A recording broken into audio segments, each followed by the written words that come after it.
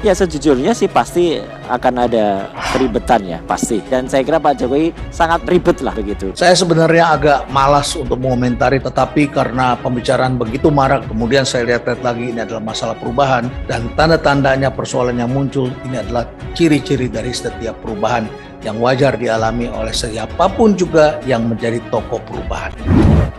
Nah, menurut saya itu juga pernyataan berbahaya. Kenapa berbahaya? Itu membuat orang mencurigai sesuatu yang dia tidak ketahui. Nah, ini yang tidak menciptakan keteduhan. Tidak sehat dalam membangun bangsa ini. Ya, itu kan bahasa halus ya. Bahasa halus kita sudah buru-buru, sudah menuduh A, B, C. Suatu perubahan belum tentu akan menghasilkan sesuatu lebih baik. Tetapi saya ingin tegaskan lagi, pepatah ini belum lengkap. Setiap perubahan itu belum tentu menghasilkan hal yang lebih baik. Tetapi tanpa perubahan, sudah pasti tidak akan ada pembaharuan. Kalau banyak pemimpin negara menghargai seorang Jokowi, kenapa banyak anak bangsa yang menghina presidennya sendiri?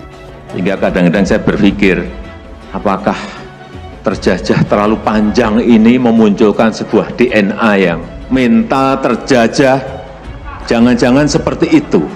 Sedih kita. Gini, saya semakin ketawa. Kasihan saya, benar.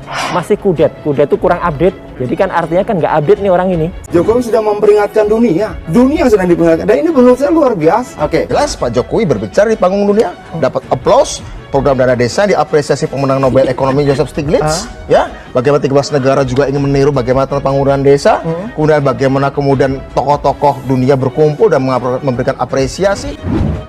Orang yang tidak ngerti apa yang dia lakukan, itu kan berarti dia nggak introspeksi. Selama ini mereka selalu mengidolakan pemimpin berdasarkan karakter fisik dan penampilannya saja.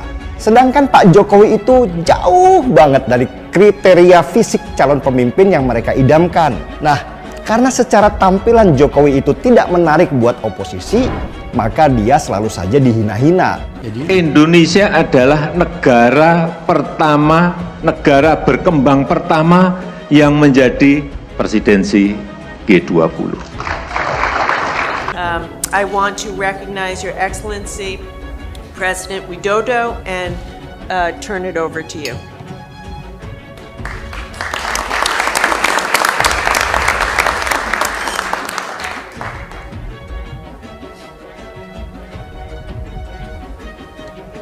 Yang mulia para pemimpin ASEAN, para CEOs, terima kasih kepada Sekretaris Perdagangan Amerika Serikat, Ibu Sekretaris Gina Raimondo, dan juga Duta Besar Ted Osius dari US ASEAN Business Council atas penyelenggaraan pertemuan yang sangat penting pada hari ini. Sebagai negara koordinator, saya bangga menyampaikan bahwa ASEAN telah sukses membangun kawasan dengan pertumbuhan ekonomi yang stabil dan damai. PDB ASEAN kini telah mencapai 3,3 triliun US dollar. Namun, ASEAN harus bekerja keras untuk lebih bisa menikmati rantai nilai global agar mampu menaiki tangga kemajuan. Sebagai Presiden G20, Indonesia juga ingin memastikan agar G20 dapat bekerja sebagai katalisator pemulihan ekonomi global, terutama bagi kemajuan negara-negara berkembang. Semua ini membutuhkan kemitraan yang erat antara pemerintah dengan komunitas bisnis. Dan saya berharap para CEO perusahaan-perusahaan besar Amerika dapat membangun kerjasama yang konkret di G20 dan kerjasama dengan ASEAN, khususnya dengan Indonesia. Hadirin yang saya hormati, dengan populasi 270 juta orang yang mayoritas usia produktif, Indonesia terus melakukan terobosan dan inovasi untuk bisa naik kelas. Dengan wilayah yang luas, kekayaan alam yang berlimpah, Indonesia sangat kaya dalam penyediaan bahan baku industri serta penyediaan energi hijau. Sebagai salah satu negara penghasil biji nikel, terbesar di dunia. Indonesia berkembang pesat dalam industri besi dan baja. Dan saat ini Indonesia menjadi negara penghasil besi baja stainless terbesar nomor 2 di dunia. Transformasi ini akan diikuti dengan barang-barang tambang seperti tembaga dan bauksit untuk aluminium yang akan menjadi tulang punggung industri energi baru dan terbarukan termasuk baterai litium dan mobil listrik. Selain itu, Indonesia juga sangat kaya dengan potensi energi hijau. Pembangkit listrik tenaga hidro sangat potensial. Ada 4.400 sungai di Indonesia. Juga pembangkit listrik tenaga surya. Juga pembangkit listrik tenaga geotermal yang sangat melimpah. Ada potensi 29.000 megawatt untuk geotermal.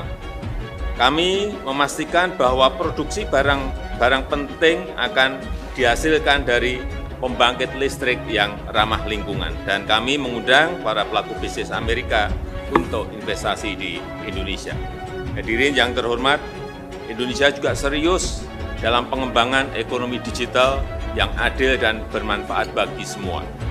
Di Asia Tenggara, nilai ekonomi digital diprediksi mencapai 330 miliar US dollar pada tahun 2025. Dan di Indonesia sendiri, ekonomi digital diproyeksikan tumbuh 20% per tahun, mencapai 146 miliar dolar pada tahun 2025.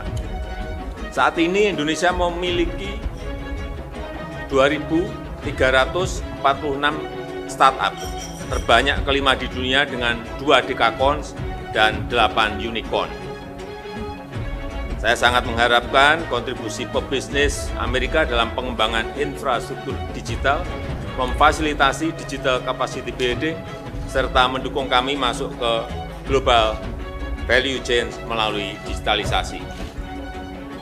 Yang mulia para menteri, yang mulia para pemimpin ASEAN, dan para CEOs, saya berharap pertemuan ini menjadi momentum kehadiran kembali Amerika Serikat di kawasan melalui perusahaan-perusahaannya dengan kerjasama yang saling menguntungkan. Kami tunggu Bapak Ibu di ASEAN, khususnya di Indonesia. Terima kasih.